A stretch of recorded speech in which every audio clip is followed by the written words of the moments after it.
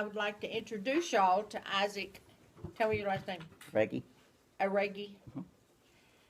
I don't know how to pronounce it. I know how to spell it.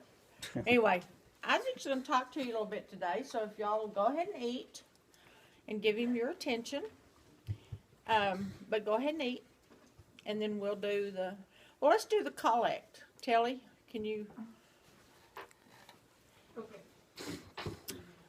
Keep us, O God, from pettiness. Let us be large in thought, in word, in deed. Let us be done with fault-finding, and leave off self-seeking. May we put away all pretenses, and meet each other face to face, without self-pity and without prejudice.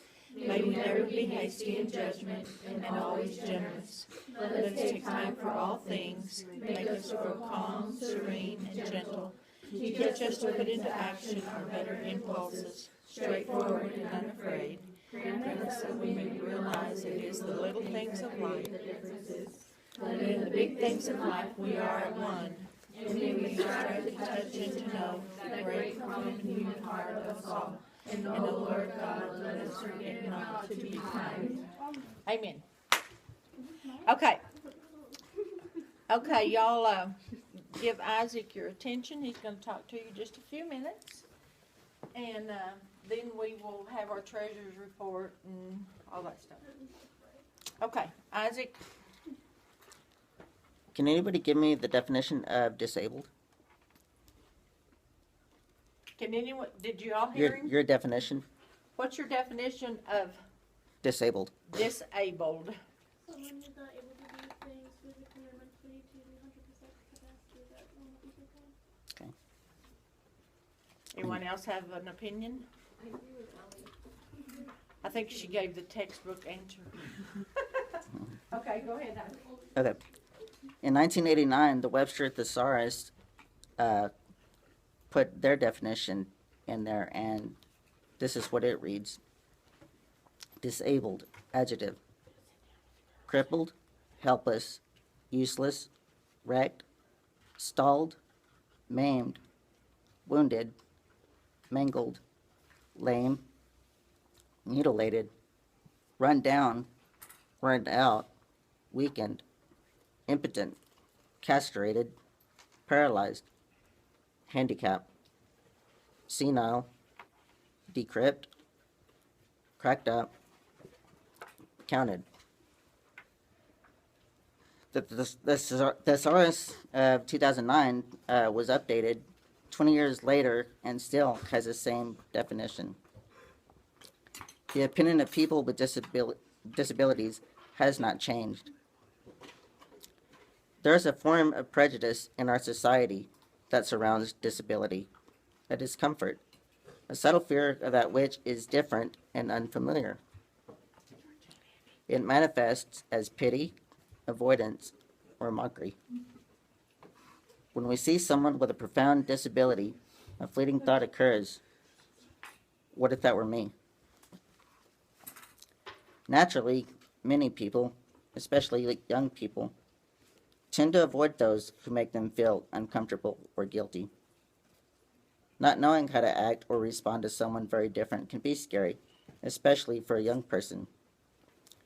What if he can't shake hands? Should I pat him on the shoulder? Maybe she walks unsteadily. Will she fall? Will I hurt her if I try to help? What if I say the wrong thing? Disability education brings these attitudes to the surface, where they can be examined consciously, rather than putting people together and hoping for the best. I'm here today to shed some light on the lack of disability education, and I ask for your help. My name is Isaac Aregi. Most of you know of me, and some of you know me personally. I was born with a birth defect called spina bifida, in which a baby's spinal cord fails to develop properly. Symptoms can be sometimes seen on the skin above the spinal defect. They include an abnormal tuft of hair, a birthmark, or a protruding spinal cord tissue. Although I was born moving and kicking my legs, 6 hours after I was born, I had surgery to close my spine, which then paralyzed me from the waist down. Doctors said I would not live past the age of 6. I am now 35. In 1992, I all my doctors are based out of Dallas, and at this time, I was needing a back operation to uh, help my back from crushing my lungs, and the doctor in Dallas said that he had never seen a case as bad as mine, and he would not attempt to operate. And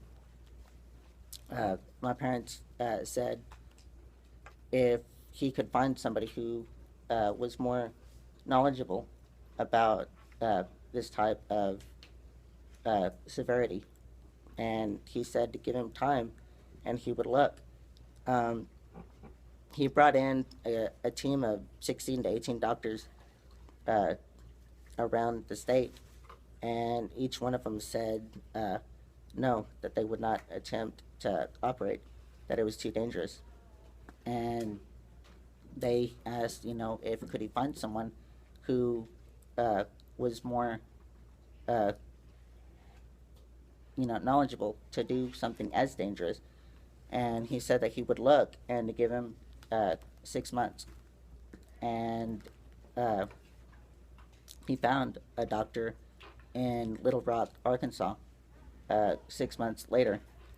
And the doctor there said that it was dangerous and he had never seen anything as dangerous as mine, but that something had to be done. And he said if nothing was done, I would die. He couldn't give, an exact time, but he did say if nothing was done, that, there was no hope. And he said that doing it, he couldn't say as well the outcome of it, but that he said that something needed to be done. And so in January 22nd, 1993, I had an operation in Arkansas, and a bunch of my family flew out there, and I had the operation. The doctor said that he anticipated that my lungs would collapse and that the ribs would be broken in order to get to my spine. And it was an 8-hour operation. After the operation, he said that my lungs did not collapse and the ribs did not have to be broken. And he also said that I would be in the hospital at least a month, and instead I was home in 6 days. And back home, everybody was waiting on a phone call to let him know how I was doing, and school was also waiting to hear word. And I remember the principal at the time at Sudworth, Mr. Carroll, said that he had never seen a school district so quiet, because everybody was just waiting on to see how I was doing. And so my mom was going to call the school and let them know that I came out fine, that I was doing good. And I told her that I wanted to call. And she said, well, let me go ahead and call first, and whenever you're out of ICU, then you can go ahead and call them later. But I need to call him now. And I said, no. I said, let me call. And the nurses in there were like, we'll pull the bed as close to the phone as we can get it, and you can call. So when I called, and the principal said, call collect. So when he answered, they were very surprised that it was me calling and not my mom. So yeah. How do people perceive and treat individuals with disabilities? Do they treat them with respect or disrespect? Do you know what it is like to experience ridicule, shame, disgrace, isolation, and rejection? While not all people do so, some normal people do not empathize with disabled people and the challenges they face. Some feel uncomfortable being friends to someone who is perceived differently. People who are not exposed to individuals with disabilities often do not realize that a disabled person, despite his or her handicap, is just like you and me. Everyone should ask, what similarities and differences do I have with people who have disabilities? To what extent do people think individuals with disabilities are different? Nobody should be ostracized for something that they have no control over. This is an issue I feel passionate about. However, being different can be many other things, not just physical. It isn't just someone sitting in a wheelchair, unable to move his or her legs. Differences come in many forms: height, weight, color, eyeglasses, eating disorders, or even race. I will go to events, and it is funny how many people, some young and some older adults, who know me will walk right in front of me and either act like I'm not even there or barely look me in the eye for no more than a second and keep on walking. I have witnessed people in walkers or canes struggling to open the doors in stores or events. Many people ignore and walk on by without stopping to help. This happens a lot with the younger adults and teens, especially if they are in groups. Unfortunately, most are girls. Apparently, these young people have not received any disability education, either at home or in school. This is not acceptable.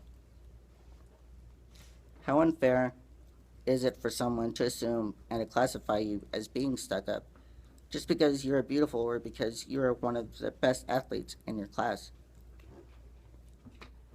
The same is untrue for someone to assume that someone cannot communicate and hold a conversation or sympathize with what you are going through just because he or she is in a wheelchair, deaf, blind, or another invisible form of difference.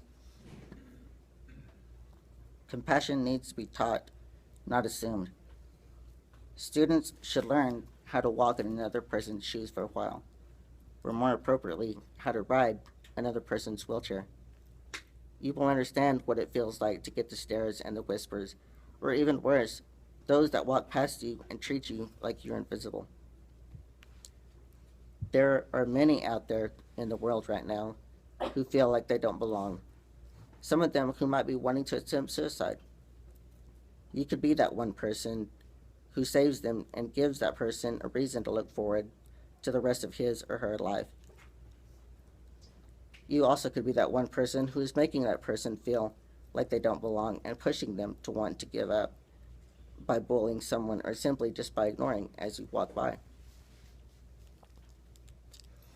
People with disability desperately need this type of authentic social interaction with a wide variety of peers in order to develop self-esteem and a sense of belonging to a larger community beyond the world of disability.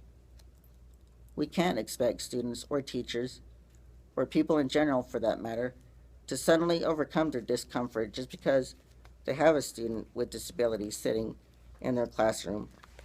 We need a next step solution toward the eventual goal of a truly inclusive school system and society. Wouldn't it be nice for someone to walk up to you and say, "I remember you. You were the one who invited me out to lunch," or "You were the one who always took the time to stop and ask how my day was while others bypassed me and treated me like I wasn't even there," or "You were the one person who kept me from taking my life because not only did you tell me I was worth it, you said that I could get through it. You also said you would help see me through it." Using projects as a format, students forget their differences because the task at hand provides a unifying element. Rather than looking at each other, they're looking at the project goals. Soon, Someone they used to think of as weird is now fun and funny. The general public find they can communicate with someone they thought incapable of communication. Although, this is how real life unfolds in the adult world. We work together with all sorts of abilities and personalities, and we learn to accept and know people through workplace situations. Once the myths and mysteries surrounding a false stereotype are removed, diversity can be appreciated rather than avoided. And when experience is a teacher, education is at its best. Knowledge remains firmly rooted. If your friends aren't treating someone right and you are standing around silent, doing nothing, then you are just as guilty of bullying. Stereotyping people starts with you, but it can also end with you. People always ask me how I can smile and how I manage to stay so positive when I have so many reasons to be bitter. We don't get to choose the life we're given, but we get to choose how to live the rest of our lives and play the cards that we have been dealt. I see a lot of people who wake up complaining to God about what's wrong with them. How about waking up and start thanking God for what's not wrong with you? Our lives maybe can be better, but it can also be much worse. The fact is, I do get better at times, and probably more than I should. Do I wish I could walk? No, but I wonder what it would be like. Being in a wheelchair means that I have to have someone get down things for me from shelves, or get a glass of water for me from the sink or a fountain. There are some things in life that have no answers. You might not want to talk or be around someone who is blind, deaf, in a wheelchair, or another form of a physical disability, either because you don't know what to say, you're afraid of saying the wrong thing, or because you're afraid of what your friends will think of you. People determine who you are, and you lose yourself. You put your security in temporary things. You put your happiness in things that won't last, things such as drugs, sex, and alcohol. People do it for 3 reasons: peer pressure, curiosity, or to escape from reality. In conclusion, I've told you today a little bit about myself and my experience as a differently abled American. I can't kick a football or run a marathon, but I ask each of you right now to look into your heart, and the person that you'll see just might remind you of me. When I think of the word disabled, another word comes to mind that has the same 3 letters as the beginning of the word disabled: DIS, and that word is disconnected. Everyone is differently abled. Nobody has the same laugh as you, walks like you, talks like you, has the same handwriting as you. I can't walk to different areas in this room, but I can get around to each area in this room by moving desks and chairs out of the way to get through.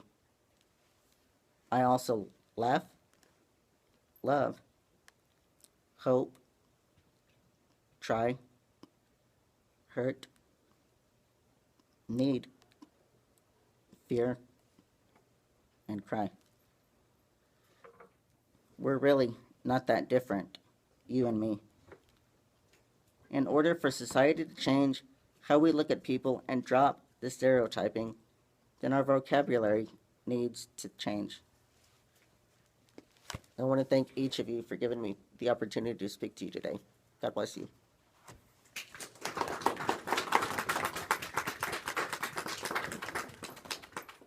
Do any of y'all have any questions for Isaac? Curious minds.